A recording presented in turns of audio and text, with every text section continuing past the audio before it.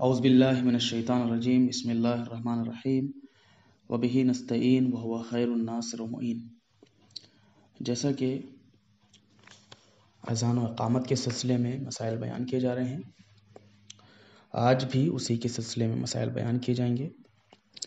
مسئلہ نمبر 932، اگر نماز جماعت کے لیے اذان و اقامت کہی جا چکی ہو تو جو شخص اس جماعت کے ساتھ نماز پڑھ رہا ہو اس کے لیے ضروری نہیں کہ اپنی نماز کے لیے اذان و اقامت کہے۔ اس مسئلے میں کہنا یہ چاہتے ہیں کہ اگر کوئی شخص جماعت سے نماز پڑھنا چاہتا ہو اور اس جماعت کے لیے اذان و اقامت کہی جا چکی ہو تو ایسی صورت میں یہ جو شخص نماز پڑھنا چاہتا ہے اس کے لیے اذان و اقامت کہنا ضروری نہیں ہے۔ مثال کے طور پر ایک جماعت ہے کہ جہاں پر جماعت سے نماز ہو رہی ہے اور ایک شخص بعد میں آیا جبکہ جماعت کھڑی ہو چکی ہے نماز کے لیے اور اذان و اقامت ہو چکی ہے، تو اب یہ بعد میں آنے والے شخص پر ضروری نہیں ہے کہ وہ اپنی نماز کے لیے اذان و اقامت کہے، بلکہ تکبیرۃ الاحرام کہہ کے نماز میں ملحق ہو جائے گا، نماز میں شامل ہو جائے گا، اس کو اذان و اقامت کہنے کی ضرورت نہیں ہے، ضروری نہیں ہے۔ مسئلہ نمبر 933 میں بیان ہوتا ہے کہ اگر کوئی شخص نماز کے لیے مسجد میں جائے اور دیکھے کہ نماز جماعت ختم ہو چکی ہے تو جب تک صفیں ٹوٹ نہ جائیں اور لوگ منتشر نہ ہو جائیں وہ اپنی نماز کے لیے اذان و اقامت نہ کہے، یعنی ان دونوں کا کہنا مستحب تاکیدی نہیں، بلکہ اگر اذان دینا چاہتا ہو تو بہتر یہ ہے کہ بہت آہستہ کہے، اور اگر دوسری نماز جماعت قائم کرنا چاہتا ہو تو ہرگز اذان و اقامت نہ کہے۔ اس مسئلے میں یہ کہنا چاہتے ہیں کہ اگر کوئی شخص مسجد میں داخل ہو اور دیکھے کہ نماز جماعت ختم ہو چکی ہے اور ابھی نماز جماعت ختم ہوئی ہے، صفیں مرتب ہیں، صفیں ٹوٹی نہیں ہیں، لوگ صفوں سے اٹھ کر نہیں گئے ہیں، تو ایسی صورت میں آنے والے شخص پر ضروری ہے کہ وہ اذان و اقامت نہ کہے بلکہ صرف تکبیرۃ الاحرام کہہ کے نماز میں شرکت کرے، نماز میں شامل ہو جائے، نماز پڑھنے لگ جائے اور الگ سے اذان و اقامت نہ کہے۔ اس کا سبب، اس کی وجہ یہ ہے کہ جو پیش امام نماز پڑھا رہا تھا اس کا ادب و احترام باقی رہے اور مومنین کے دلوں میں یہ وسوسہ نہ پیدا ہونے پائے کہ اس امام میں، اس سامنے والا جو نماز پڑھا رہا تھا، اس میں کوئی خامی ہے کہ جس کے سبب سے اس بعد میں آنے والے شخص نے ان کے ساتھ نماز جماعت نہیں پڑھی۔ یہی سبب ہے کہ خداوند عالم کی جانب سے یہ قانون ہے کہ بعد میں جو شخص آیا ہے کسی سبب سے تاخیر کر گیا ہے تو اسے چاہیے کہ اذان و اقامت نہ کہے، ایسے ہی نماز پڑھے تاکہ مومنین سمجھ سکیں کہ یہ کسی سبب سے لیٹ ہو گیا ہے اور اس نے جان بوجھ کے امام کے پیچھے نماز نہیں ترک کی ہے، بلکہ یہ کسی اور سبب سے تاخیر کر گیا ہے اور جماعت میں شامل نہیں ہو سکا ہے۔ مسئلہ نمبر 934، ایسی جگہ جہاں نماز جماعت ابھی ختم ہوئی ہو اور صفیں نہ ٹوٹی ہوں، اگر کوئی شخص وہاں تنہا یا دوسری جماعت کے ساتھ جو قائم ہو رہی ہو نماز پڑھنا چاہے تو 6 شرطوں کے ساتھ اذان و اقامت اس پر سے ساقط ہو جاتی ہے۔ نمبر 1، اگر نماز جماعت مسجد میں ہو۔ اگر مسجد میں نماز جماعت ہو رہی ہے تو پھر ایسی صورت میں اگر کوئی شخص فرادہ اپنی الگ سے بعد میں پڑھنا چاہتا ہے، اگر صفیں ٹوٹی نہ ہوں یا پھر جماعت کے ساتھ پڑھنا چاہتا ہے تو اذان و اقامت ساقط ہے، اذان و اقامت کہنا ضروری نہیں ہے۔ نمبر 2، شرط نمبر 2، اس نماز کے لیے اذان و اقامت کہی جا چکی ہو۔ مثال کے طور پر جو جماعت پہلے کھڑی ہوئی تھی جس میں نماز ادا کی گئی تھی اور وہ جماعت کی نماز ختم ہو چکی ہے، تو ایسی صورت میں اگر اس جماعت نے اذان و اقامت کہی تھی نماز کے لیے تو ایسی صورت میں دوسری جماعت یا دوسرے آنے والے شخص اگر نماز پڑھنا چاہتے ہیں تو ان سے نماز جماعت سے اور فرادہ نماز سے بھی اذان و اقامت ساقط ہے۔ یعنی جو پہلی جماعت نے نماز ادا کی ہے، اگر اس میں اذان و اقامت کہی گئی تھی تو بعد میں آنے والے شخص سے اذان و اقامت ساقط ہے، ان کے لیے اذان و اقامت کہنا ضروری نہیں ہے۔ شرط نمبر 3، نماز جماعت باطل نہ ہو۔ شرط نمبر 3 میں یہ کہنا چاہتے ہیں کہ جو جماعت پہلے نماز پڑھ چکی ہے، اگر اس کی نماز باطل نہ ہو تو ایسی صورت میں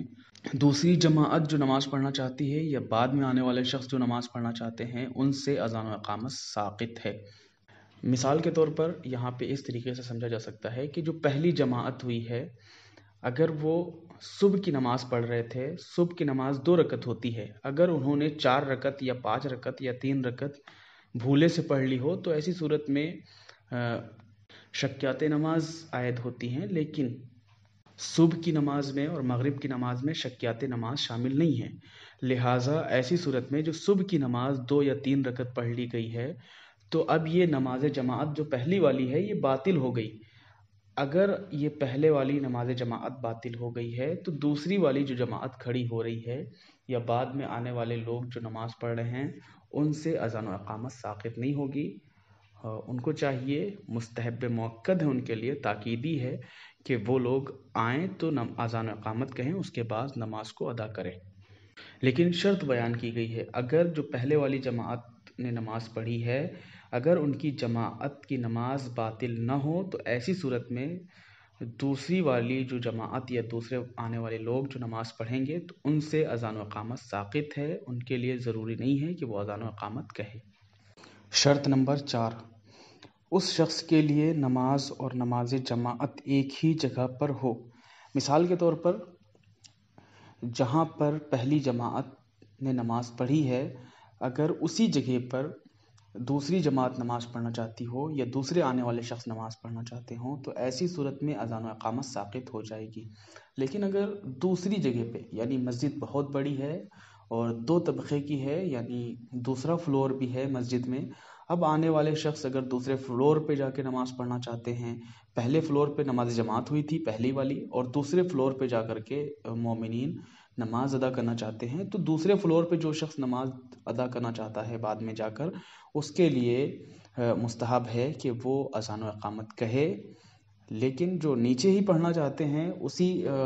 جماعت کی جگہ پہ کہ جہاں پہ نماز اس جماعت نے ادا کی ہے، تو پھر ایسی صورت میں ان لوگوں کے لیے اذان و اقامت ساقط ہے۔ یعنی چوتھی شرط میں یہ بیان کرنا چاہتے ہیں کہ اذان و اقامت اس شخص سے ساقط ہوگی کہ جہاں پر دونوں جماعتیں اور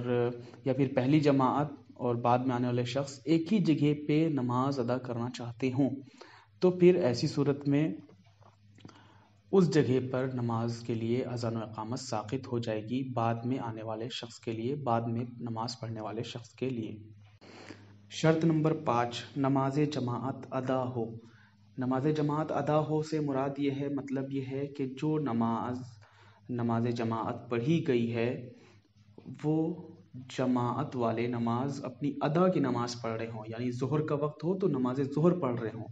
صبح کا وقت ہو تو نماز صبح پڑھ رہے ہوں، نماز مغربین کا وقت ہو تو نماز مغربین پڑھ رہے ہوں۔ ایسا نہ ہو کہ وہ اپنی قضا نمازیں پڑھ رہے ہوں، تو ایسی صورت میں اگر وہ لوگ اپنی قضا نمازیں جماعت سے پڑھ رہے ہوں یا قضا نمازوں کی ادائیگی کر رہے ہوں، تو ایسی صورت میں ان لوگوں کی اتباع میں اذان و اقامت ساقط نہیں ہوتی ہے، بلکہ اپنی الگ اذان و اقامت کہنی ہوگی۔ ضروری یہ ہے کہ کوئی شخص اگر ادا نماز پڑھ رہا ہو،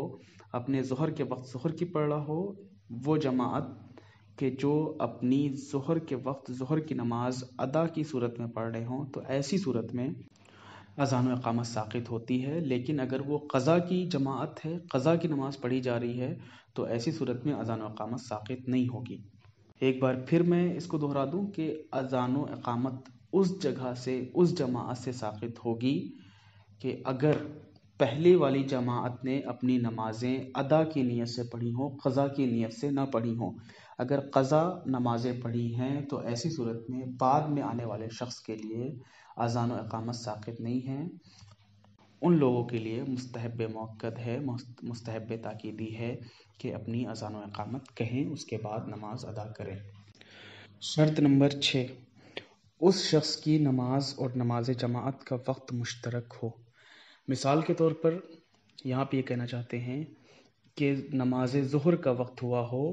اور پہلے والی جماعت جو ہے نماز ظہر ادا کر رہی ہو،